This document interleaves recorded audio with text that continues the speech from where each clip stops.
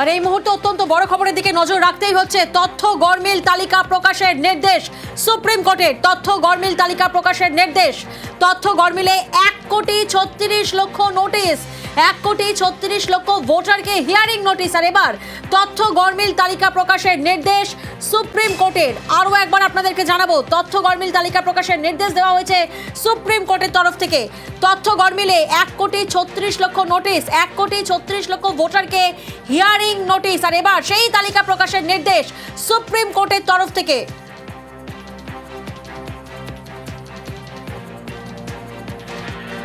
যে logical discrepancy বলে উল্লেখ করা হয়েছিল তৃণমূলের তরফ থেকে, এবং তৃণমূলের তরফ থেকে দাবি করা হয়েছিল তালিকা প্রকাশ করা হোক। আর এবার সেই তথ্য গরমিল তালিকা প্রকাশের নির্দেশ দিল সুপ্রিম কোর্ট। আরও একবার আপনাদেরকে জানাবো, তৃণমূলের তরফ থেকে বারবার দাবি করা হয়েছিল, সরব হয়েছিল তৃণমূলের তরফ থেকে লজিক্যাল ডিসক্রিপেন্সি, তা উল্লেখ করা হয়েছিল, দাবি করা হয়েছিল। আর এবার সেই তালিকা প্রকাশের নির্দেশ সুপ্রিম কোর্টের। বড় খবর আপনাদেরকে আরও একবার জানাবো, তথ্য গরমিল তালিকা প্রকাশের নির্দেশ দেওয়া হয়েছে সুপ্রিম কোর্টের তরফ থেকে। 1,36,00,000 নোটিশ, 1,36,00,000 ভোটারকে হিয়ারিং নোটিশ।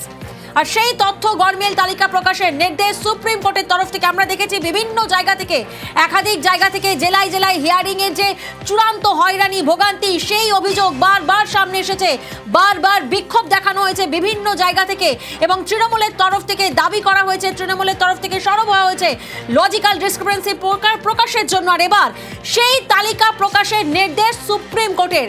তথ্য গরমিল তালিকা প্রকাশের নির্দেশ, 1,36,00,000 ভোটারকে হিয়ারিং নোটিশ।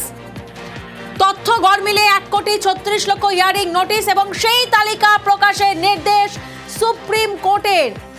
দোলা সেন এবং ডেরেক ওব্রায়ানের তরফে এই মামলা করা হয়, তারই শুনানি আজ প্রধান বিচারপতি সূর্যকান্তর বেঞ্চে বাংলার এসআইআর মামলা, এবং সেই মামলায় সুপ্রিম কোর্টের তরফ থেকে নির্দেশ দেওয়া হয়েছে তথ্য গরমিল তালিকা প্রকাশ। অর্ণব প্রতিনিধি আমাদের সঙ্গে রয়েছেন। অর্ণব, আজ সুপ্রিম কোর্টের তরফ থেকে ঠিক কি নির্দেশ দেওয়া হলো? দেখো, সুপ্রিম কোর্টের তরফে যেটা প্রাথমিকভাবে জানানো হয়েছে যে লজিক্যাল ডিসক্রিমিনেন্সি, অর্থাৎ এই নামের বানান ভুল বা এই ধরনের যে একটি তালিকা ইতিমধ্যে কমিশন প্রস্তুত করেছে, যে তালিকা ধরে তারা শুনানিতে ডাকছে এসআইআর হিয়ারিং এ, তাদের নামের তালিকাটা অন্তত কমিশন সামনে আনুক। এবং জাস্টিস বাগচি কোর্ট আনকোর্ট এই শব্দটি বলেছেন, let there name also be published, অর্থাৎ লজিক্যাল ডিসক্রিমিনেন্সি যাদের রয়েছে তাদের নামটা পাবলিশ হওয়া উচিত বলে সুপ্রিম কোর্ট পর্যবেক্ষণ করছে। এবং সিজিআই অর্থাৎ সূর্যকান্ত তিনি বলছেন, so that can also be the BLA also what about displaying the list, অর্থাৎ এই লজিক্যাল ডিসক্রিপেন্সি যেটা বারবার বলা হচ্ছে, নামের বানান ভুলে যদি এসআইআর ডেকে এইভাবে হয়রানি করা হয়, এই বিষয়টি বারবার সিনিয়র অ্যাডভোকেট কপিল সিবাল তুলে ধরতে চান, এবং সেই জায়গা থেকে যাদের নামের তালিকা রয়েছে সেই তালিকা যাতে প্রকাশ করা হয়, সেই মর্মে প্রাথমিক পর্যবেক্ষণ দেখা সুপ্রিম কোর্ট সেটা যাতে প্রকাশ করা হয়। একেবারে অর্ণব, তুমি আমাদের সঙ্গে থাকো। আরো একবার আমাদের দর্শকদেরকে জানাবো, আজ প্রধান বিচারপতি সূর্যকান্তর বেঞ্চে বাংলার এসআইআর মামলা, এবং সেই মামলায় তথ্য গরমিল তালিকা প্রকাশের নির্দেশ সুপ্রিম কোর্টের। 1,36,00,000 ভোটারকে হিয়ারিং নোটিশ। তথ্য গরমিলে 1,36,00,000 নোটিশ। দোলা সেন এবং ডেরেক ওব্রায়ানের তরফে করা মামলা, এবং সেই মামলার শুনানি, গত শুনানির দিন কমিশন সহ সব পক্ষকে নোটিশ জারি করেছিল সর্বোচ্চ আদালত, এবং আজ আদালতের পর্যবেক্ষণ কি? সরাসরি চলে যাব এই মুহূর্তে অয়ন ভট্টাচার্য আমার সঙ্গে রয়েছেন, ডেপুটি নিউজ এডিটর। অয়নদার কাছে যাব। অয়নদা, আজ সুপ্রিম কোর্টের অবস্থান কি, আজ সুপ্রিম কোর্টের পর্যবেক্ষণ কি এই মামলা শুনানিতে? দেখো, আজকে এটা বড় নির্দেশ, বিরাট বড় নির্দেশ সুপ্রিম কোর্টের পক্ষ থেকে। এবং সুপ্রিম কোর্ট 1,36,00,000 যে নাম বারবার লজিক্যাল ডিসক্রিপেন্সির তালিকা প্রকাশের আবেদন জানানো হচ্ছিল, দাবি জানানো হচ্ছিল। অভিষেক বন্দ্যোপাধ্যায় নির্বাচন কমিশনে গিয়ে দাবি জানিয়ে এসেছিলেন, জ্ঞানেশ কুমারের সঙ্গে কথা বলে দাবি রেখেছিলেন যে এই লজিক্যাল ডিসক্রিপেন্সি অর্থাৎ তথ্য গরমিল, সেই তথ্য গরমিলে যদি কোনো অভিযোগ থাকে সেই তথ্য গরমিলে যে ডেকে পাঠানো হচ্ছে, হিয়ারিং এর নোটিশ দেওয়া হচ্ছে, তার তালিকা প্রকাশ করা হোক। এখন আজকে সুপ্রিম কোর্ট একেবারে নির্দেশ দিল যে লজিক্যাল ডিসক্রিপেন্সির তালিকা প্রকাশ করা হোক। এটাকে তৃণমূল মনে করছে তাদের জয়, কারণ বারবার করে তারা কপিল সিব্বলের মাধ্যমে, আইনজীবীর মাধ্যমে, অয়নদা তৃণমূলের তরফ থেকে বারবার দাবি করা হয়েছিল। অয়নদা, এই মুহূর্তে আমরা যোগাযোগ করতে পেরেছি তৃণমূল নেতা অরূপ চক্রবর্তীর সঙ্গে। অয়নদা, তোমার প্রশ্ন। লজিক্যাল ডিসক্রিপেন্সির তালিকা অরূপ নির্দেশ দেওয়া হয়েছে সুপ্রিম কোর্টের পক্ষ থেকে। নির্দেশ নির্দেশ দেওয়া হয়েছে যে অ্যাডমিট কার্ড অ্যালাউ নয়, এই অ্যাডমিট কার্ড অ্যালাউ নয়, এই তালিকাটাও এই নির্দেশটাও আপনারা দিন। কল্যাণ বন্দ্যোপাধ্যায়কে বলা হয়েছে সুপ্রিম কোর্টের প্রধান বিচারপতির তরফে। এমনকি আমার যদি কোনো রকম ডিসক্রিপেন্সি থাকে তাহলে আমি অথরাইজ করতে পারবো বিএলএ কেও, যে আমি লিখে দেবো, তিনি জমা দেবেন, বিএলএ জমা দেবেন, আমি যাব না শারীরিকভাবে। এই বিষয়টি আপনারা কিভাবে দেখছেন? দেখো, প্রথম কথা হচ্ছে এটা পুরো অসভ্য একটা প্রক্রিয়া। একটা মানুষকে তুমি ফাঁসি দিচ্ছ, তুমি জানাচ্ছ না তার অপরাধ, এটা তো হতে পারে না। এই যে ধরো মাধ্যমিকের অ্যাডমিট কার্ড থাকলে সে ভোটার হতে পারবে না, আর সার্টিফিকেট থাকলে হবে। মানে আমার স্কুলে আমার সাথে পড়তো দুই যমজ ভাই। বড় ভাই আমার সাথে মাধ্যমিকে ফার্স্ট ডিভিশনে পাস করেছিল, আর ছোট ভাই পরীক্ষা দিতে পারেনি, ওর তখন চিকেন পক্স হয়েছিল বলে পরে আর ও মাধ্যমিক দেয়নি। যেহেতু বড় ভাই পাস করেছে, যমজ ভাই তারা, বড় ভাই পাস করেছে, সে বৈধ ভারতীয় নাগরিক, আর ছোট ভাই যেহেতু মাধ্যমিক পরীক্ষাটা দেয়নি তাই সে রোহিঙ্গা মুসলমান অনুপ্রবেশকারী। এই অসভ্য প্র্যাকটিস নির্বাচন কমিশনকে এখতিয়ার কে দিয়েছে?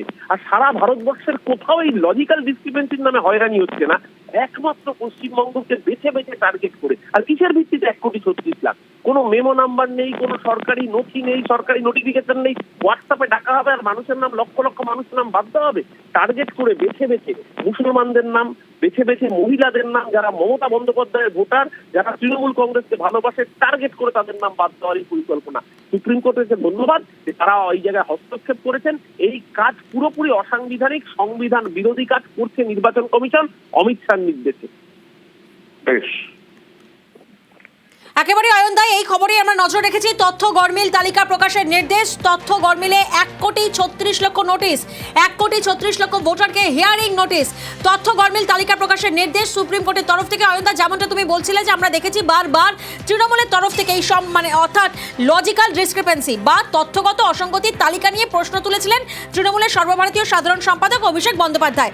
এমনকি তিনি দাবিও করেছিলেন যে কমিশন একই দিনে কিভাবে খসড়া তালিকা আর তথ্যগত অসঙ্গতির তালিকা প্রকাশ করে, এবং তারপরে আমরা দেখেছিলাম যে বারবার তৃণমূলের তরফ থেকে এই বিষয়টা নিয়ে সরব হয়েছিল। আর অবশেষে সুপ্রিম কোর্টের সেই তালিকা প্রকাশের নির্দেশ।